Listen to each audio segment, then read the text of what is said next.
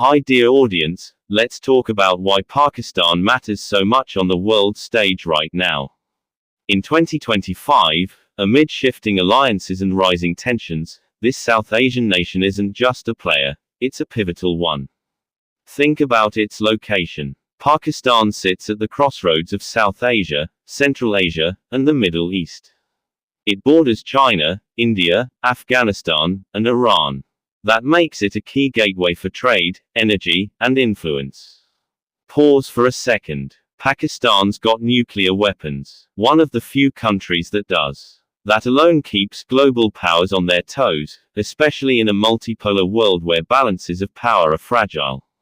Now, let's zoom in on its ties with China. According to experts at Beijing, Pakistan is central to China's Belt and Road Initiative. The China-Pakistan Economic Corridor, or CPEC, connects China's west to the Arabian Sea through Gwadar Port. In February 2025, President Asif Ali Zardari visited Beijing to push for faster projects. They talked defense, tech, and trade. But it's not all smooth. Security threats to Chinese workers in Pakistan are a big issue. Still, this partnership gives Pakistan economic muscle and China a strategic foothold against rivals like the US and India. Speaking of the US, relations have warmed up under President Trump in 2025. Al Jazeera reports that Pakistan is wooing Washington with critical minerals like antimony, copper, and rare earths. In September, they signed deals worth $500 million initially.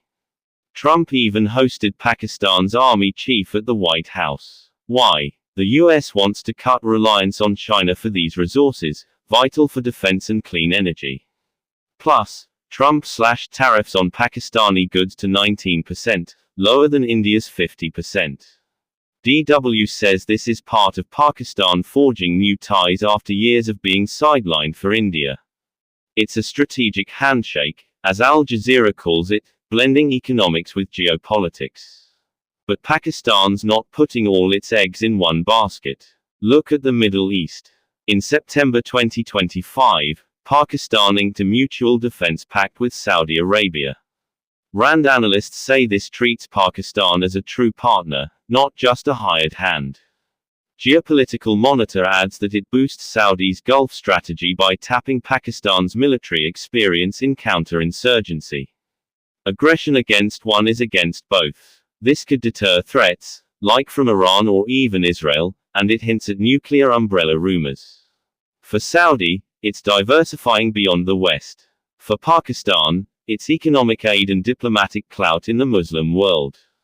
Of course, tensions with India loom large. In May 2025, there was an intense 4-day military escalation. ISSRA insights describe it starting with an attack in Pelgam, leading to airstrikes and missile exchanges. India shot deep into Pakistan, even pausing the Indus Water Treaty. No nuclear lines crossed, but it shook the region. The world watched quietly, much like in 2019. This highlights Pakistan's role in South Asian stability, or instability.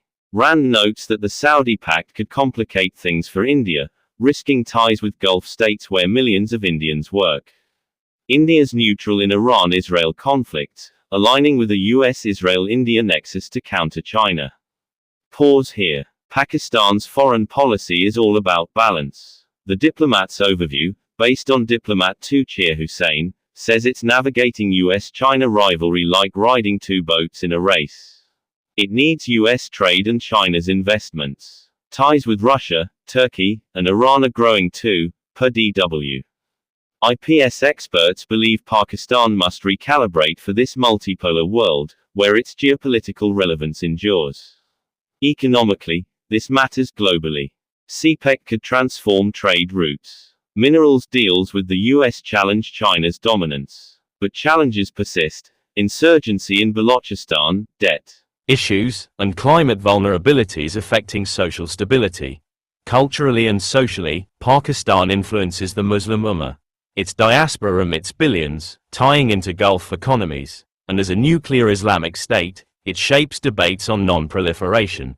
In the end, Pakistan's importance boils down to its ability to pivot. In 2025's global politics, it's a bridge, or a battleground, between East and West. Special Eurasia's SWOT analysis warns of risks like great power conflicts pulling it in. But if played right, Pakistan could stabilize regions from Afghanistan to the Gulf. That's why the world can't ignore it. What do you think? Will these alliances hold? Let me know in the comments.